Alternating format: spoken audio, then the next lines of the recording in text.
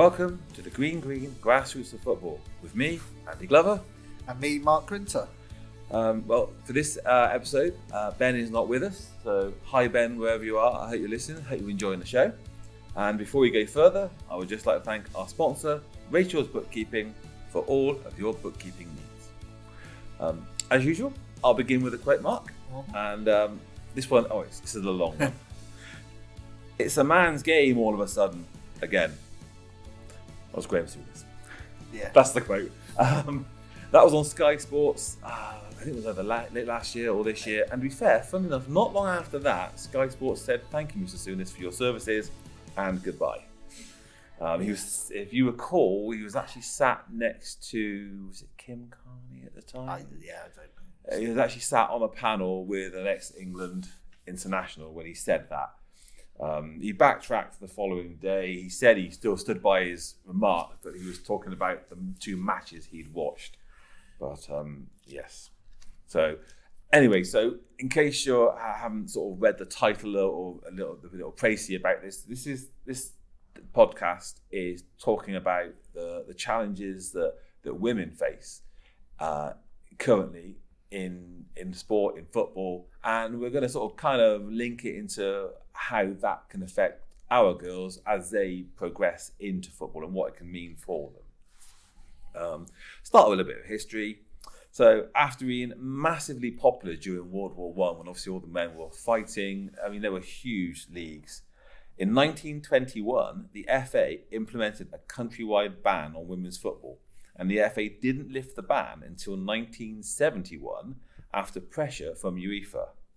And just 1 year before that ban, back in 1920, 53,000 fans watched Dick Kerr's ladies and St Helens ladies play at Goodison Park on Boxing Day. I mean, that's huge. It wasn't until 2009 that the FA introduced central contracts, meaning that women were finally able to make a career out of the sport. And in England, there was not a professional female football league until 2018. The Women's World Cup we've just had. It was last year, wasn't it? Yeah, or this year? Yeah, August. Last year. Now, August, sorry, this is 2024. Woo! The Women's World Cup had record attendances, massive global audiences, and teams breaking new ground. But it was also marred by incidents and a backdrop of discussion and disputes across nations over equal pay, bonuses, and other financial support. There was the Luis Rubiales' infamous kiss on Spain's Jenny Hermoso, Nike's decision not to make replica England goalkeeper shirts, which have since sold out twice after Mary Earps shamed them with both her performance and her campaign. In fact, they sold out, I think, quite literally in matters of minutes both times, didn't they? Yeah. They still say did short runs, but they still absolutely sold out in minutes. And countries like Jamaica had to crowdfund to physically get to the World Cup for like accommodation, travel, just to get there. That's the sort of support that they were getting from their own FAs, and they went on to knock out Brazil. UN Women have called on FIFA to go further and equalise prize money by the next World Cup and close the gap from the prize fund, which was 86 million for the women's teams, but 344 million for the men's team at Qatar in 2022. And then, of course, we've got our Prime Minister, Rishi Sunak, and Prince William, who's the President of the Football Association. When England women reached the World Cup final, they were both absent. Now, the impact of the climate was given as the excuse. They'd have been there for the men. But yes, that's it. If the men's team had reached the World Cup final, you know, one of them would have been. Well, one or both. William certainly would have been there. Absolutely. The FA, yeah. So, you know, yeah, this is it. There are obvious areas where women footballers have made advances, and maternity rights and equal pay are two of those. So we'll come back to it. We'll come back here anyway. We'll look at some of these things. But yeah, I mean, the Women's World Cup was a huge thing, wasn't it? It was an amazing thing, and it's growing and growing. And but like you were saying, those figures, it's a sport. The women, certainly in England, is 40 years, 50 years old then, 1971.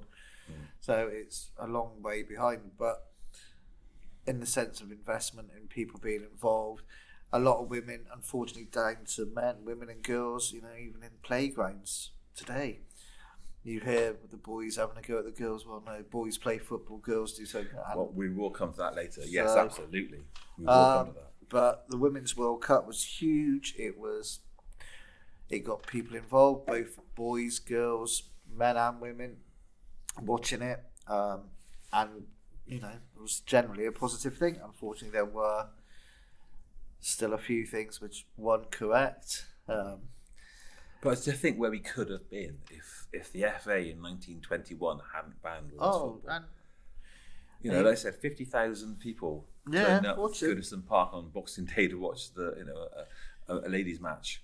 And by all accounts, when you read about it, these weren't sort of shrinking violets passing the ball. There were players in Dick Kerr's ladies' teams who were smashing the opposition anywhere they wanted to. Yeah, but it's a game of. And I've seen players on our pitches. I've seen some wild girls out here try and emulate them, even if they didn't know they were doing it. When you think about it logically, it's a football played on a bit of grass with a round ball. So what gives one sex the right to? You're not playing that. It's ridiculous. Absolutely. In today's world, it's ridiculous. You'd think it was ridiculous 50 years ago, 100 years ago, 200 years. It's to get your head around it. But there are still, even in today's world, like I said, unfortunately, said we're both males in our 50s. Probably the majority of people in our position, again, without stereotyping. No, I agree with you on this. Yeah. Are going to say, no, it's what men do. To put it in a political context, you go back to the 1920s. That was 10 years, was it after? Or 10 years, around the time of universal suffrage. But that was around the time that women were just, and this is the upper class women, were just trying to get the vote. This wasn't everybody. This was just trying to get votes and all that sort of thing. It was only the war that kind of gave them the breakout, but I can see why the FA did it, because it was still like women. To paraphrase Harry Enfield, women know your place.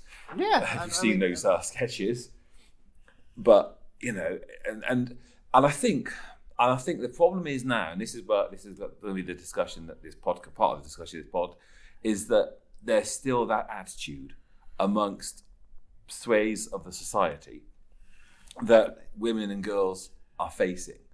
And this is the problem that our players, I think, are going to come up against. And without naming people, I know people in my own family who look at women's football and just think it's a joke, laugh at it, and they say, well, you put them against the men's team. That isn't the point. And they didn't get it. The amount of times I've put up, unfortunately, within this building, if you put the England Lionesses team up against any under-18 division academy team, they'd get stuffed 6-0.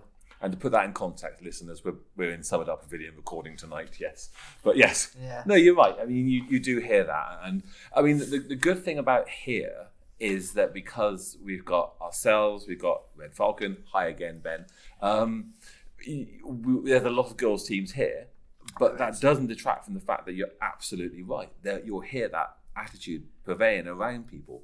Yeah, here, I'm not with Red, but certainly within Fries, there is now almost just as many girls and women's teams as there is men's team and boys' team. So, but there is, and attitudes are changing bit by bit. They are, but as we said in the previous pod, I think 7 years ago, we had one girls' team. Yeah. So although it's rapidly expanded, it's not. Perhaps it hasn't give attitudes time to adapt, to keep up with it, sort of thing. Yeah, no, I think that's definitely true. So this is the problem that our girls will face. Especially the older ones now, some of them are under 15s, are they're 2 years away, say, from playing in women's football, and they're going to be facing this type of attitude. Yeah, unfortunately, we've probably got Kelsey involved tonight, but the women's team that we've said, the amount of problems and issues they've had within the setup here as well. There have been issues, I'm not going to lie. Do you want to elucidate on it without naming? Without naming names, without naming things, one of the issues that we've had with the girls' team is goalkeepers' kit.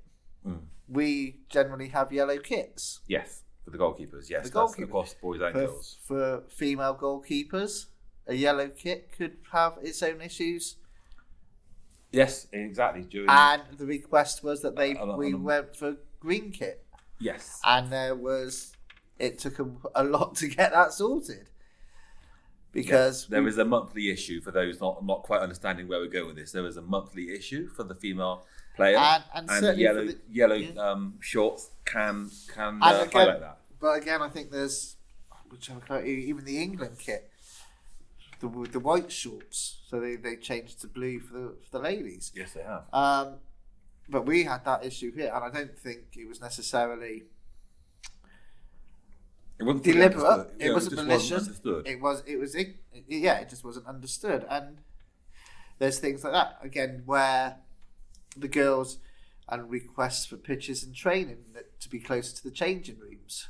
I mean, I think with the shorts, we'll come back to that. I think with the shorts, I think that's just an education piece because, I mean, I've got daughters, I've got granddaughters, but I wouldn't have instantly thought of that until somebody highlighted it. But for me, straight away I went, "You're right." Yeah. Whereas I think for others there was a bit of pushback. But yeah, sorry, but coming back to you. Yeah, and but pitches close to changing rooms. I went with the yellow, and I thought, no, it's spot because I've been involved with the girls' side now for 3, 4, 5 years, and I'm still learning. Yes. And but there is that female.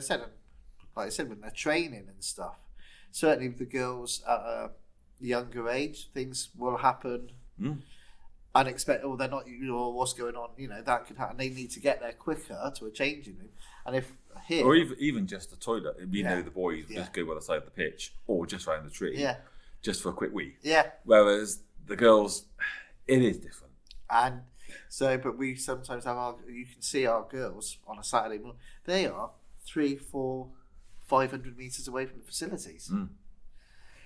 That is something because these are the set training areas. Yeah, and that's it. And sometimes you've got boys who are stuff closer, and this is where we train. Okay, we've always trained here. Yeah. So we're training here. And yes, but do you not understand the physiological issues some of these players are facing? Yeah, but we've always trained here. Yeah. Yeah. Okay. And then we've had issues, as I said, where boys will evade into space. I mean, again, there's our women's team, and they train close to a team, and they put the team that they were training close to put the goals almost 10 yards, 5 yards away from where the women were training. So any loose shots that were being directly hit at them and stuff. I mean, that's just rude on if it was a boys' team. But again, it's it came across as intimidating. It is. That's intimidating. Yes. And I would argue that's deliberate. Yeah. So not just we're using this pitch. It's like I think that's there's some women over there. Let's go and show them how hard we are. Yeah. How big our goals are. If you know what I'm saying. And how hard our shots are. Yes. And that was intimidating. And that, whether consciously or unconsciously, I'm sure it was involved, and that happens. So there are issues, and there are things that go on, and we are learning as a club here. Definitely learning.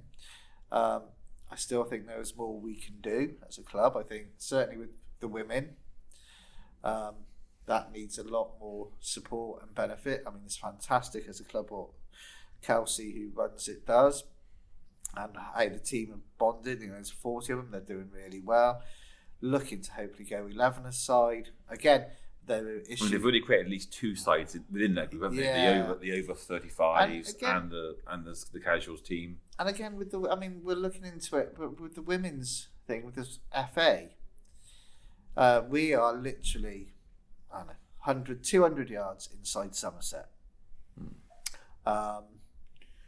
So we have to play Somerset FA. and it's on a Sunday afternoon. The women play Sunday at the time. But in Somerset effort, you look at where the teams are from where we are. The majority, 45 minutes to an hour away, would be generous. There are going to be some that are even further. So you think that we've got women playing that will be playing, well, having their kids on a Sunday morning play maybe, or on mums. So to tell them, like, you've got to play an hour and a half game. It's going to take you an hour to get there, minimum, maybe 2, and the same on the way back. So you're looking at about 5-6 hours of your Sunday. Well, plus changing warm up beforehand, changing afterwards. Sometimes opposition will say come in afterwards and be social. So 7 or 8 hours potentially. So that's your Sunday from 12 o'clock till 6-7 o'clock at night. Gone. And in Bristol, which is mainly in the Gloucester League, the majority of the teams, the furthest that they would have to play away, which would only be once, is an hour. The majority are within 20 to 30 minutes. Can we get in there? We are still fighting now. And I've sent another email off today. I don't think we'll be so, because we're Somerset. We're a Somerset FA club, and I just don't think it'll happen. I don't think it'll happen. And so that the women have said, well, we can't do Somerset FA. Yeah. We just can't do it. And I get totally where they're coming from. So does the FA? I don't know. I appreciate, and counties is where it is, where you draw the lines and stuff like that. And maybe we're just unfortunate within our positioning. But again, that is another barrier for this feet club. I mean, the Red Falcons, who we have here as well, all their teams play here, apart from their women, who play in Almondsbury. Yeah, because they made that decision. They're going to play in the Gloucester, but it's easy for them. And so and not just that, even our team, I guarantee you, they don't all live in Keynsham. A lot of them will live in Bristol. Yeah, in and around, and they've said it's mainly easier for them to be over there anyway. So again, when we have our next managers meeting and stuff potentially, we've got to discuss, well, do the women play away from Summerdale here? So I don't know the ins and outs of how that works with the FA with us being. I don't know how. I'll have to speak to Ben next time I'm speaking, how they get around it with their women being I'm sure you can, because we've played. I know it's still in Somerset, but we have played elsewhere here. We know lots of teams who play at many other pitches. Admittedly, that's Hannon Minor or even Youth League, where they've got a lot of pitches, and it's all within a county rather than a. So it's all within the county rather than the actual affiliated county. Yeah. But even someone like Bitton, I'm sure I've played Bitton in the past where they've hired Lansdowne pitches, which is in Bath, and then you've played them again, and they're playing in Bitton, which is South Gloucester, which is Gloucestershire. Yeah. So that I know that's youth football, but it's still within county. So I don't. Unfortunately, again, very new to it, but getting the support. Well, I mean, I've been told by certainly the Gloucestershire FA when I went to see them in their offices. I've had a quick chat. Somerset want us to stay in Somerset, so it was. Well, of course they do, but when I spoke to Gloucestershire, they must understand our issues. All I get with Gloucestershire at the moment is put it on their bottom of their thing and put an application thing in, which I've done, but I'm not getting anything back. So, but that's something we're facing. But again, here I said the toilet issues.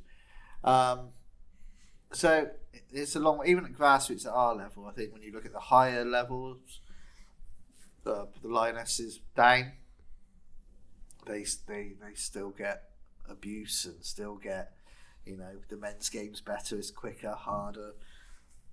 So there's still an awful long way to go. It's come a long way. And then you've got the joys obviously with social media, and that'll put people off.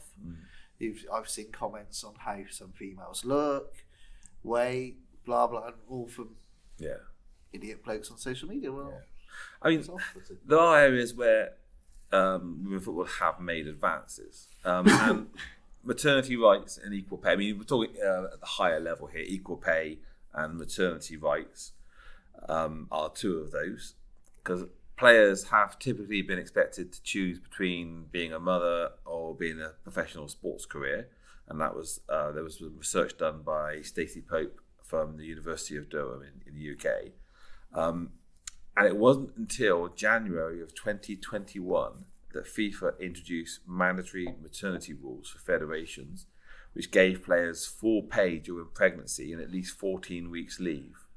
So now during maternity, they must be given at least 2/3 of their salary. And in a landmark case, Iceland's former captain, Sara Björk Gunnarsdóttir, became the first player to win a claim under the FIFA maternity regulations after her former club, Lyon, failed to pay her full salary during pregnancy. So there are advances being made, and obviously, again, we go back to our women's team. Many of them, as you say, turn up with their children. They do, and or and some one or two of them either have very recently been pregnant or perhaps are pregnant. But and again, well, as I said, I don't know enough about the employment laws and stuff, but you'd certainly think in England that they're entitled to the same maternity rights that every other female is entitled to within the I mean, if you're employed as a contract, I think the problem was, like I said, it was only 2019. I think I said it was only 2019 that it was brought in as central contracts and professional league. I mean, it's scandalous, really. When you think about it logically, it's scandalous, and I mean, it said it's going the right way, and hopefully it will carry on going in that way, but. Yeah, time will tell. Time will tell, absolutely. So, moving on, the vast majority of women who work in football in England have experienced discrimination, and the numbers continue to increase. That data has actually shown. A survey conducted by the group Women in Football found that 82% of its members reported some form of discrimination, whether that's sexism, sexual harassment, or just derogatory comments on ability. That was up from 66% in 2020. So, and of those, only 23% said they felt they could report it. Yeah. I would say that 82% is probably nearer 100. And apparently, a proportion of these assaults that occur at football matches is not yet clear. But a report from November of last year by the November of 22. Sorry, I keep forgetting. We're now 24. Apologies, listeners.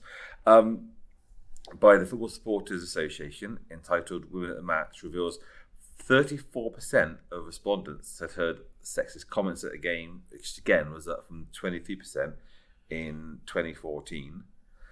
And then 24% had heard sexist chants, whilst 44% had been told they know a lot for a girl or woman. Yeah. I mean, it's something you face a lot and you hear a lot. And again, I want to, even down here, you don't hear it openly because we're in here, we're in with our girls, we're in wearing our kit, but you still. I think more so perhaps when the opposition adult teams perhaps come in. You'll hear, I hear sometimes conversations around women's football, especially on the telly. Yeah. Not so much about our girls in their kit, but, you will come in and England's on telly, they're biting me showing sort of Chelsea Arsenal women, and you'll hear those comments. Yeah. As said, unfortunately, it happens all the time. I think with football in the men's game at this level and stuff, it was always, my dad and people, the football on the Saturday and what they did on the cricket on in the summer was their escape from work and their escape from the lady folks. Yes. Football was their escape. That was, and that was their being and that attitude. And in some ways, they think, that's been taken away from them. They've got the wives now come into the football and stuff like that. And I think that attitude, that is where nobody would ever admit that, I don't think now. I think that's where a lot of them Well, are. because I think a lot of them psychologically don't necessarily realise that's what's happened. Yeah. They just have an issue. They don't know why they've got the issue, but they have an issue. And like you said, that's probably the underlying reason. They just don't. I think they're probably just not self-aware enough to realise That's and so clubs like here. I mean, like this is the new, but so you would know more when it was in the old building. How many women were there on a weekend?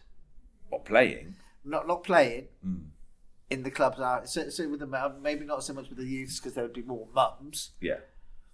But I don't know if you were around when the men were playing on the Saturday afternoon more. If you ever saw anything, how many women are in those clubs? Very few. Very few. Yeah, a couple of girlfriends.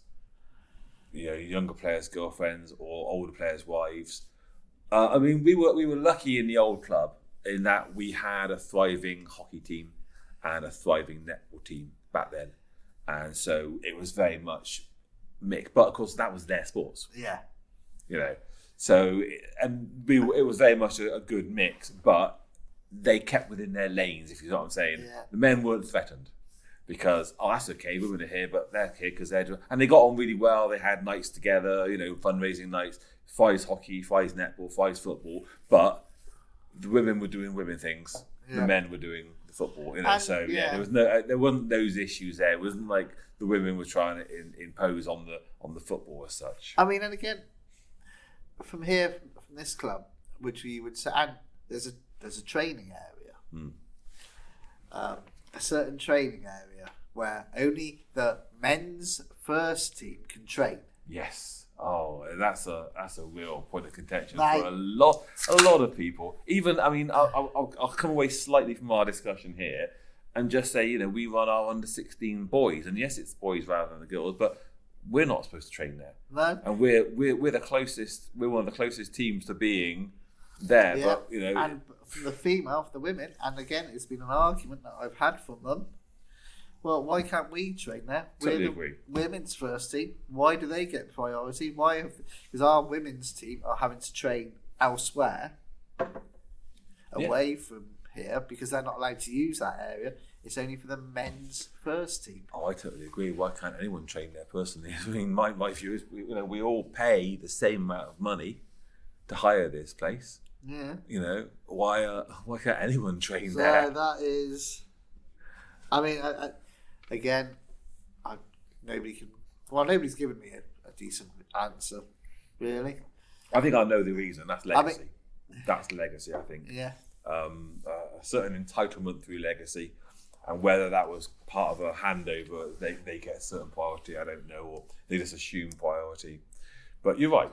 We've got a women's first team. Adult first team, so why are they not there? And again, it's not only our women's first, it's Red Falcons women's team aren't allowed to train there. No. I think we've got a Red Falcons men's team. I think they might be allowed. I think that has called, because that, again, you need Ben here to, and whether Ben would want to comment, I don't know. So I'm not Go on, Ben. Put some comments. Put the comments in the. I'm not 100% sure. We'll get Ben to listen to this and then put a comment in the on Apple Podcasts. Put a little comment about this. Don't know the ins and outs, and I've only heard bits and bobs of stories, but I think there is one Red Falcons team that is allowed to train there, and it's not the women's team. No. But again, that is for Ben to comment on. Yeah.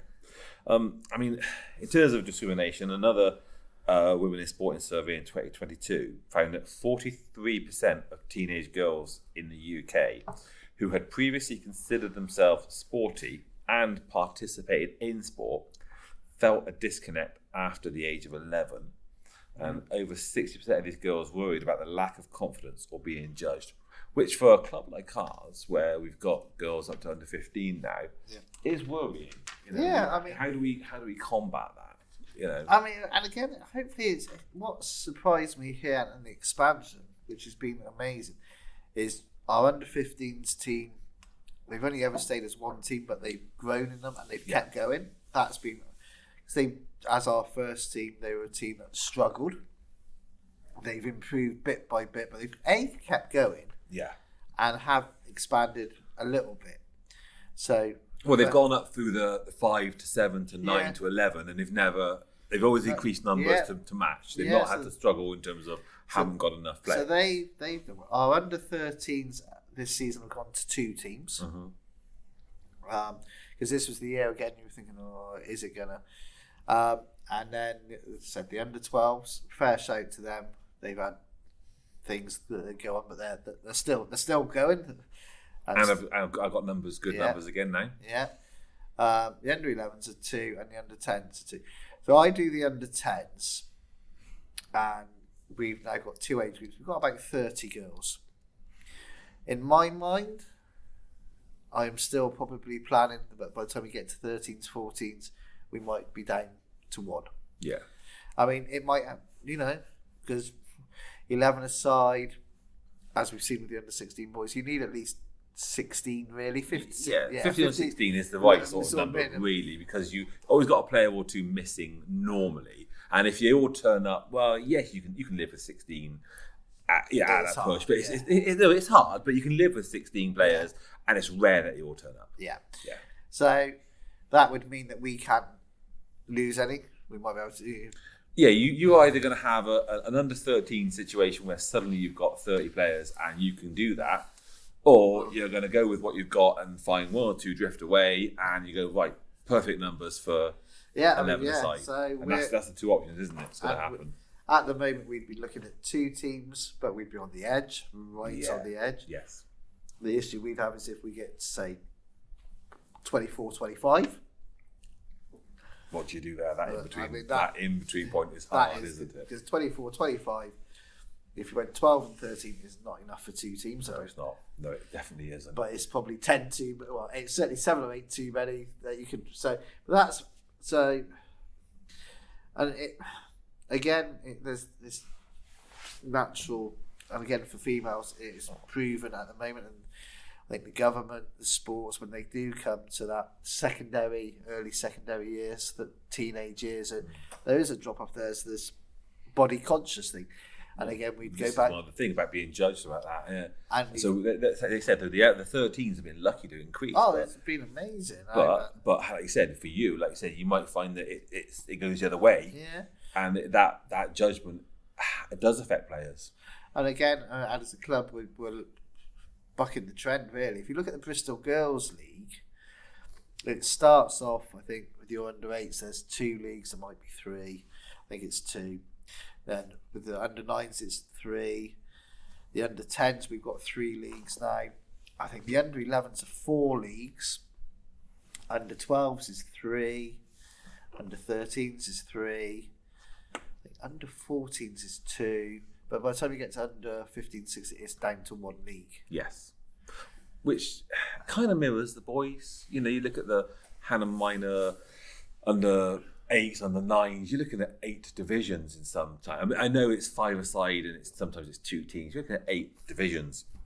Whereas under 16s now, we've got 4 divisions. No, we've got 5, haven't we? 5, which is very good. I've known in the past down to 3 divisions, but it tends to drop away as you do get older.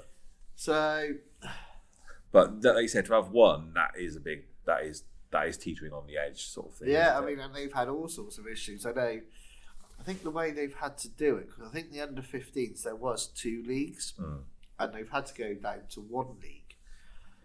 But what was in the A division, I think there was 3 teams that were quite a long way ahead of the rest. Yeah. And so the A division. It was suddenly, and so these B division teams are now having to play these A division, and they know they're going to turn up and lose 10-0. And no matter what's happening, and a lot of the clubs are saying, "Don't want to play it." You also get to the age when they're getting older, they don't want to get thrashed. No, you don't, do you? Yeah. So that's difficult, though, isn't it? When you get into 1 division, that is difficult. Because you are going to have these discrepancies. It's not the league's fault in that sense. No, it's definitely not the league's fault. What do they do? What can they do? Unless they can... I know it's difficult, but unless they're doing things such as, okay, we know that you 3-4 teams are strong, you're going to play each other 4 times, but you're going to play all the other teams once or something like that. You know, Which would be an absolute nightmare to arrange, sort out, but would perhaps say, look, you don't cancel, you play them all once. That's it. But it gives everyone then enough games, or so, I don't know. However they do it, that would perhaps be a way to do it. I know it caused the league, and it caused backlash, and it caused, and you can see it from every angle, and that's again, it's going back to where we are within, say, for Fries within the Somerset with the women's team. I've spoken to Somerset FA, and to be fair, they have. Where we would join in, you've got the North and the South League, so we wouldn't have to play, say, Minehead, which is almost a 2.5 hour drive, because it's ridiculous. But where we are, even like Western, is still potentially a good hour's drive away. Yeah, and that's local. Yes, absolutely. I mean, we but so that's still so. I mean, for us, how often have we played in the boys? How often with Hutton we played once on a friendly, I think.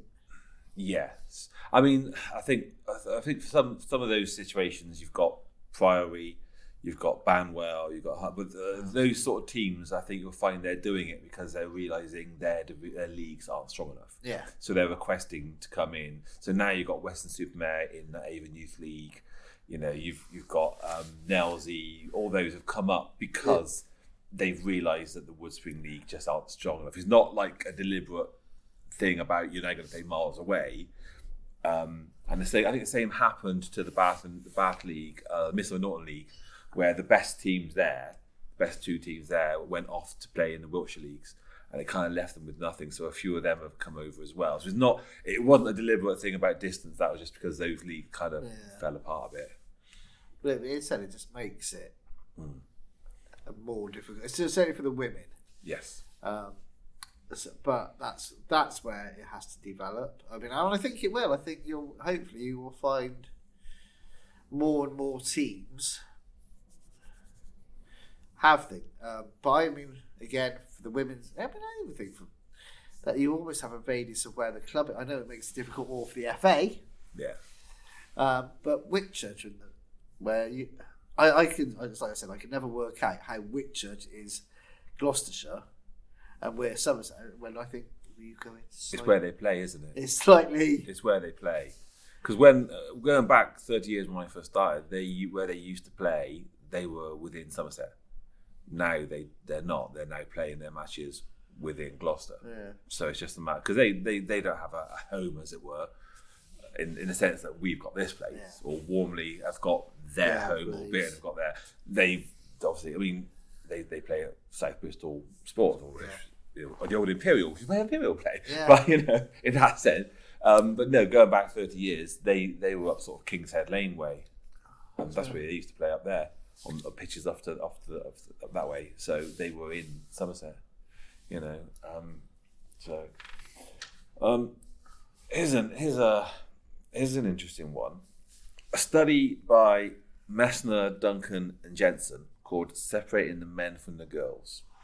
Now this is talking about women's basketball in America. All right, but it is still relevant. Because you hear this all the time. I think even you and I are guilty of this. So in fact, I know I'm guilty of it. I've even done it tonight. In women's basketball, gender was constantly marked, both verbally and through the use of graphics.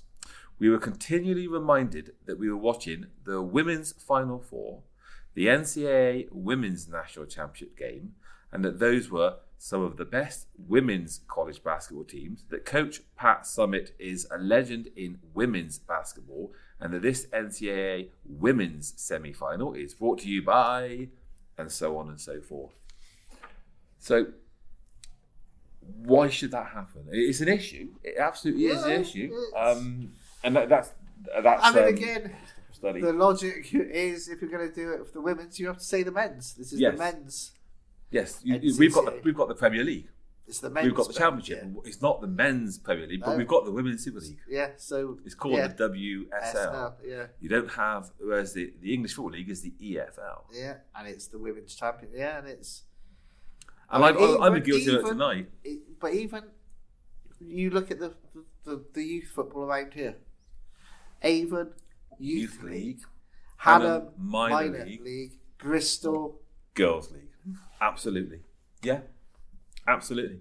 So you're right, it straight away separates the gender or the identity or the sexuality, whatever you want to call it. I'm sorry if I phrased it wrong there, but it's separating them out. So anybody who wants to make derogatory or discriminatory or just make it discriminatory in any way, straight away it's got it there. Yeah. That's the women's side. That must be for women only. That's for them. Must be some way not as good. Yeah. Because you got in football, in main football, you got the Premier League. Yeah. And then you got the Women's League. The Women's Super League, yeah, and it's super, but it's the Women's League. It's not the Premier League. And it has to be, yeah. So yeah, I think you're right. I think there is a specific use of language. So it should be Super League. Super League, yeah. Or it's the Men's Premier League and the Women's Super League. Yeah. Yes. And yeah, little things like that, and I think and it was always known as the Women's Euros. The Women's World Cup. The Women's World Cup, absolutely. As opposed to, did they call it the Men's World? They always call it the World Cup. I think there was a bit. They did for a little bit as political correctness, as I think it got built. Certainly the BBC for a bit, but I think that again they just got dropped. But the use of language is very, very important. And it's powerful. It's very important because it divides and it makes that distinctive mark that you are, and because women have always been seen through a certain lens within football as you're not as good, then straight away the Women's World Cup, well, it's not as good, and the Women's Super League, well, it's not as good because women are not as good. So by using that language, it's straight, and even like I said, talking about the basketball coach Pat Summitt is one of the best women's. Pat Summitt is a legend in women's basketball. Yeah. That's saying that she can't. It's not just a legend in basketball coach. You know what I'm saying? So I mean, again, it's been a thing that Emma Hayes, hasn't it? Yes. There's always been this rumor, and she's never. I mean, I hope whether she's ever applied, I obviously don't know and stuff. That is Emma Hayes. I think there's the old championship team. I think even Bristol City were rumoured to be interested. Well, she was a candidate or something was going on. Whether that was true or not, it might just be press talk any case, because Emma Hayes is obviously a very successful manager for Chelsea women. And again, you say Chelsea women. Chelsea women. You don't say Chelsea, You don't say Chelsea men. No. You say Chelsea women. So it's, would she be a success in the men's game? You have no reason to think why she wouldn't be. And it'd be... I think I do. I think it would be the attitude of the players.